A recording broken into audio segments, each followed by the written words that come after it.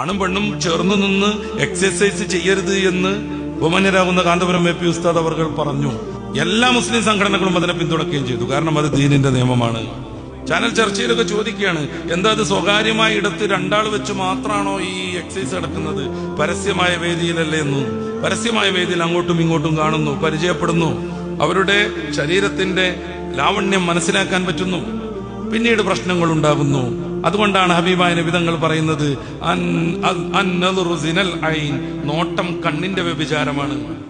ആണും പെണ്ണും എവിടെയൊക്കെ ചേർന്നോ അതിനിവിടെയൊക്കെയും പ്രശ്നങ്ങൾ ഉണ്ടായിട്ടുണ്ട്. നമ്മുടെ നാട്ടിൽ തന്നെ അരീക്കോട് ഭാഗത്ത് കരാട്ട പഠിപ്പിക്കാൻ ശ്രമിച്ച, അല്ലെങ്കിൽ കരാട്ട പഠിപ്പിച്ചുകൊണ്ടിരിക്കുന്ന ഒരു അധ്യാപകൻ അവിടെയുള്ള എല്ലാ പെണ്ണുങ്ങളെയും പീഡിപ്പിച്ചു എന്ന കേസ് ഇപ്പൊ നിലവിൽ നടന്നുകൊണ്ടിരിക്കുന്നുണ്ട്. സഹികെട്ട ഒരു പെണ്ണ് വിളിച്ചു പറഞ്ഞു, അദ്ദേഹം എന്നെ പീഡിപ്പിച്ചു. അതോടുകൂടെ ക്ലാസ്സിലുള്ള ഓരോ പെൺകുട്ടിയും പറഞ്ഞുകൊണ്ടിരുന്നു, എന്നെയും എന്നെയും എന്നെയും എന്ന്. ആ അധ്യാപകൻ ഗുരുവിനോടുള്ള ആദരവ് കാണിക്കാൻ വേണ്ടിയിട്ട് ചിറിളിച്ചു നിന്നിട്ട് ചുണ്ടിൽ ചുംബനം നടത്തിച്ചു എന്നാണ് കുറെ പെൺകുട്ടികൾ പറഞ്ഞത്. സത്യത്തിൽ ഇവിടെ മൂന്നാം പ്രതിയായിട്ട് അധ്യാപകനെ കാണാൻ എനിക്ക് പറ്റുന്നുള്ളൂ. ഒന്നാം പ്രതി പെണ്ണുങ്ങളെ, സ്ത്രീകളെ ഈ അധ്യാപകനോടടുത്ത് കരാട്ട പഠിപ്പിക്കാൻ വിട്ട രക്ഷിതാക്കളാണ്. രണ്ടാമത് അതിന് ഇറങ്ങി പുറപ്പെട്ട ആ സ്ത്രീ ജനങ്ങളുമാണ്.